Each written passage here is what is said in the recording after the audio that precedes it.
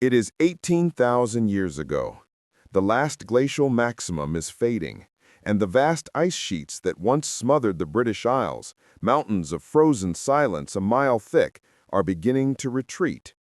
For millennia, this land was a realm of crushing cold, howling winds, and endless inhospitable tundra. But as Earth's axis tilts and the sun's warmth slowly creeps back across the northern hemisphere, a transformation begins. Glaciers collapse, valleys awaken, a frontier opens. Into this reborn landscape would step the first peoples of a new age. For hundreds of thousands of years, earlier human groups, Neanderthals, early modern humans, and others, had ventured into Britain during warmer spells, only to be driven out again by the inevitable return of the ice. By the end of the last glacial maximum, Britain stood empty once more, a blank page waiting for its next chapter. For decades, archaeologists believed this chapter was simple: a single wave of hunter-gatherers entering Britain after the ice retreated, slowly adapting and evolving their culture.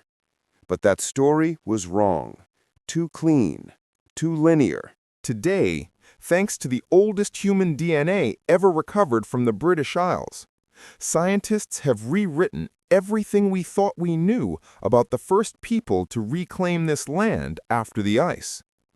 To understand their world, we must imagine an Earth bound under a colossal frozen shroud. Between 26,000 and 19,000 years ago, temperatures collapsed. Europe was a frigid wilderness where tundra and windswept steppe ruled, and vast ice sheets swallowed Scandinavia and all of Britain.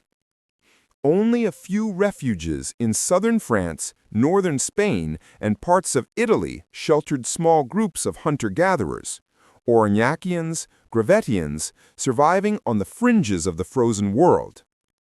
But by 18,000 years ago, the thaw began.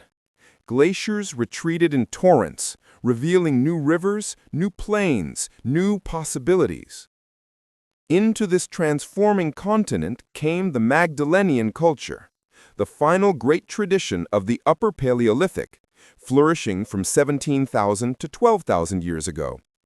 These people were master hunters and craftsmen. They made elegant blades, antler harpoons, bone needles, engraved stones, and some of the most breathtaking cave art in Europe. As the ice withdrew around 16,000 years ago, a vast landscape emerged. Doggerland, a sweeping plain of forests, marshes, lakes, and rivers, connecting Britain to mainland Europe. It was no narrow land bridge. It was a living, breathing ecosystem, a natural highway for animals and people migrating north. Across this open world came Britain's first post-glacial settlers around 15,500 years ago, the Creswellian people, Britain's regional branch of the Magdalenian tradition.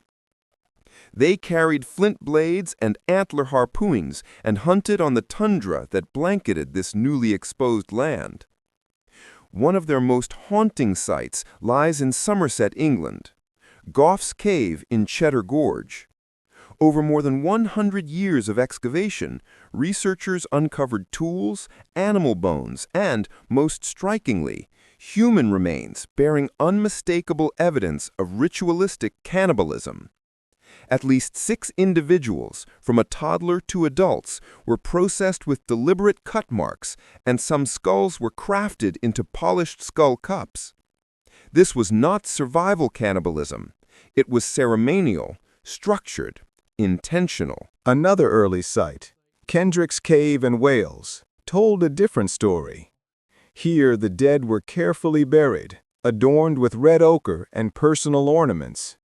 No signs of cannibalistic ritual, just reverence. For decades, these remains were little more than bones in caves, silent, enigmatic.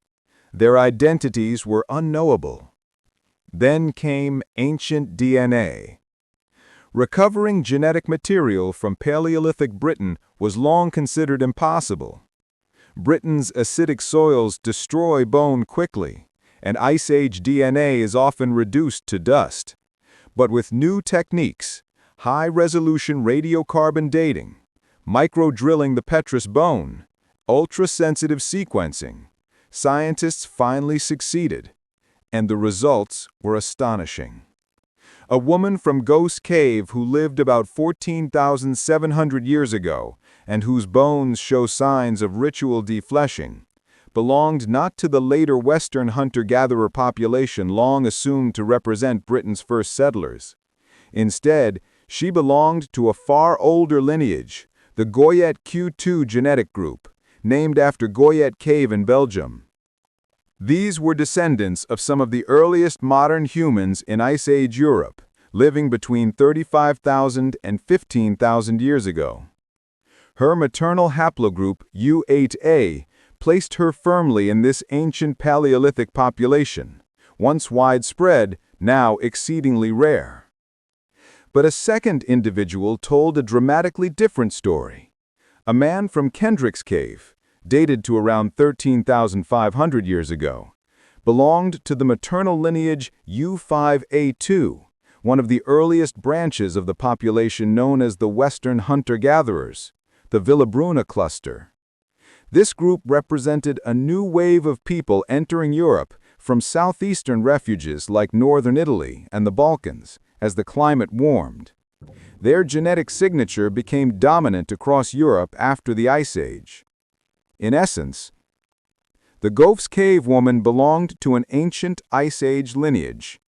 The Kendrick's cave man belonged to a newer population that swept into Europe as forests grew and ecosystems changed.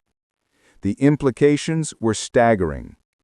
Ancient DNA proved that Britain experienced a complete population replacement between 15,000 and 14,000 years ago.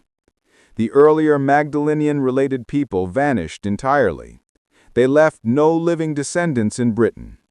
They were replaced, within just a few centuries, by the expanding Western hunter-gatherer groups, whose descendants would populate Britain throughout the Mesolithic. As the world warmed during the Berling-Allerode Entrestadial, Britain shifted from open steppe to dense forest. The Goyet Q2 people, specialized tundra hunters, lost the landscape their survival depended on. Western hunter-gatherers, masters of forest environments, moved through Doggerland and replaced them completely. These discoveries overturned the long-held belief that Britain was recolonized once by a single evolving group. Instead, the earliest chapters of Britain's human history were written not by continuity, but by replacement. Two different Ice Age lineages, each shaped by their environments, each passing through a land undergoing dramatic transformation. The first post-glacial Britons were not the ancestors of those who followed. They were the last echoes of an ancient population whose final footprint on this island was brief, haunting, ritualistic, and ultimately erased by the rising forests and the people better adapted to them. And as technology advances, more secrets of these vanished worlds will undoubtedly emerge. Implications of this discovery.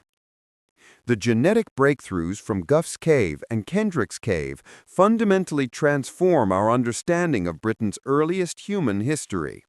For decades, scholars assumed that Britain's first post-Ice Age inhabitants were a single, continuous population, slowly adapting as the climate warmed.